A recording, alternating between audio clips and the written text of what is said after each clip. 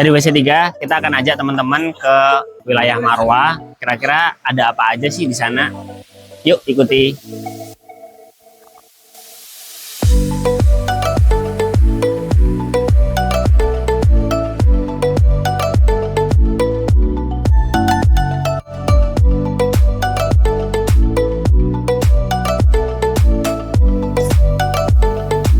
Nah, sampai kita di pintu berapa ya ini ya?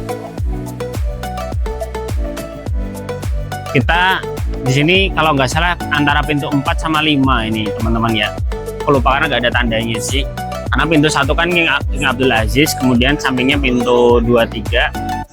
Dan di sini di pintu ini adalah rute untuk biasanya jenazah yang dibawa untuk disolati.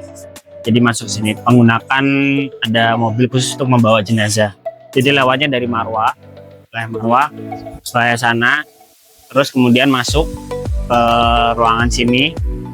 Kemudian jenazahnya ditaruh kalau nggak salah di area yang sebelah sana, yang ada kuningnya. Soalnya pintu sebelah kanannya sendiri itu kayak ketutup, jadi nggak kelihatan. Itu saja. Nah, di ini langsung kan adalah Ka'bah. Kemudian di sisi sebelah kuning sini tuh biasanya ditaruh jenazah. Kemudian sampingnya di area sini itu dia adalah tempat imam. Di sini ada tempat imam. Nah, biasanya ketika imam itu udah selesai dari sini imamin, kemudian imam akan berpindah. Kalau misalkan ada jenazah, maka imam akan pindah naik ke area jenazah, terus kemudian di belakang jenazah beliau imamin untuk sholat jenazah, memimpin sholat jenazah. Nah teman-teman, di sisi belakang saya ini adalah Bukit Safa, yaitu awal kali untuk jamaah umroh pelaksanaan ibadah sa'i setelah tawaf. Di situ ada bukitnya, jadi nanti dia bolak-balik. Ini Bukit Safa, nanti sebelah sana ada Bukit Marwah.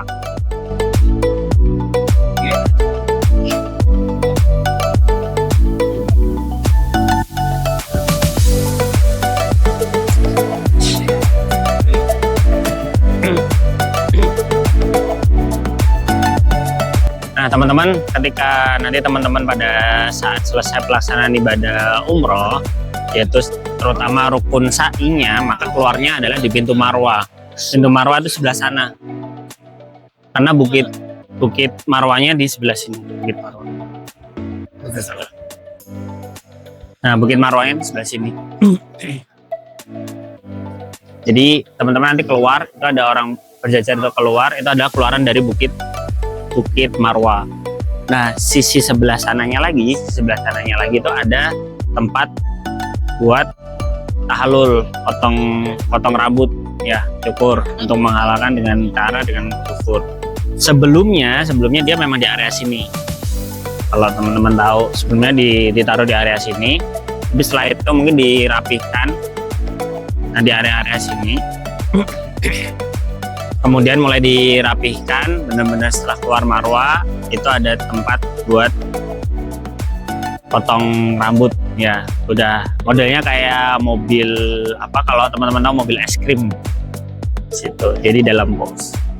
Nggak bisa ke arah sana karena kita tidak pakai pakaian ihram dan aksesnya untuk masuk ke sana ditutup. Hanya khusus untuk area keluar.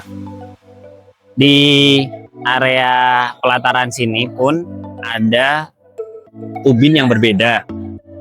Biasanya kan ubinnya marmer. Ini ada ubin yang dibedakan. Kalau dari info-info yang didapat sih, ubin ini menandakan bahwa rumah Bunda Khadijah. Benar atau tidaknya nanti bisa teman-teman lagi kalau ada salahnya, ya mohon maaf karena informasinya seperti itu, tapi kita belum tahu secara seperti apa. Dan untuk toilet ini kalau informasinya sih tempatnya antara Abu Jahal atau Abu Lahab, lupa sini menjadikan toilet.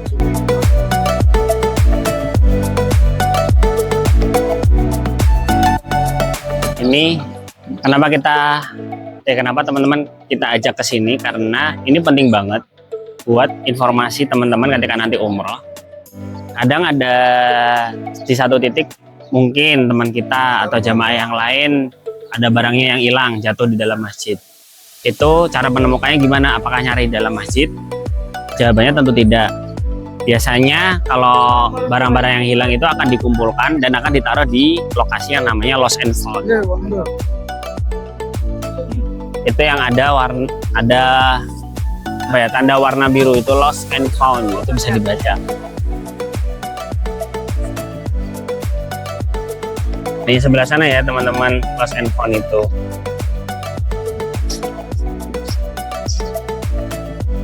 Nah, kalau misalkan barang yang hilang, taruh kata ada dompet gitu ya, semoga ketika pas jatuh di dalam Masjidil Haram, terutama pas tawaf, karena ada kejadian teman waktu tawaf dia pengen ke Rukun Yamani, kemudian setelah dia habis dari Rukun Yamani, ternyata tasnya udah kebuka dan barangnya pada berjatuhan. Dia nyelamatin sandal, tapi yang tertinggal adalah dompetnya. Dan alhamdulillah dia dalam pencarian kurun waktu kurang lebih 4 hari itu mencari, akhirnya ketemu dan alhamdulillah isi-isinya semuanya tidak ada yang hilang. Mungkin pada saat jatuh udah ada yang menemukan dan naruh ke askar biasanya atau petugas. Nah, cuman kalau misalkan pun toh kehilangan dompet dan bisa balik, biasanya itu yang hilang hanya duit-duitnya aja. Uang-uangan itu hilang. Tapi untuk yang namanya surat-surat dan sebagainya itu biasanya tidak hilang. Dan nemukannya di mana? Di lokasi lost and found. Itu kemarin cerita dari teman yang waktu umroh 2023, dia benar-benar nyari karena jatuh. Terus yang terbaru kemarin 2025 itu ada yang kehilangan handphone pada waktu mendekati multazam, jatuh handphonenya. Dan alhamdulillah secara cepat ya ada yang nemuin, kemudian udah ada di lost and found-nya, walaupun dibilang cepatnya itu nggak dalam kurun waktu 1 jam lebih sih sebenarnya, karena perjalanan dari keluar Marwah ke lost and found itu cukup lumayan jalan. Nah, kalau yang handphone itu hilangnya pada saat subuh, mau masuk sholat subuh ya, atau ya waktu masuk sholat subuh ya, pas waktu masuk sholat subuh itu pas hilangnya, karena keribetan waktu ngelepas sandal atau apa kan, jadi handphonenya itu jatuh. Kemudian selepas syuruk langsung mencoba untuk ke lost and found untuk mencari handphone, dan alhamdulillah ketemu di lost and found. Jadi selangnya cukup pendek ya, itu cenderung lebih oke. Tapi ada juga beberapa kasus yang dia mungkin bisa sehari 4 hari seperti kehilangan dompet. Banyak sekali di sana yang barang-barang yang hilang, ada kacamata, ada dompet, ada handphone, jadi semuanya ada.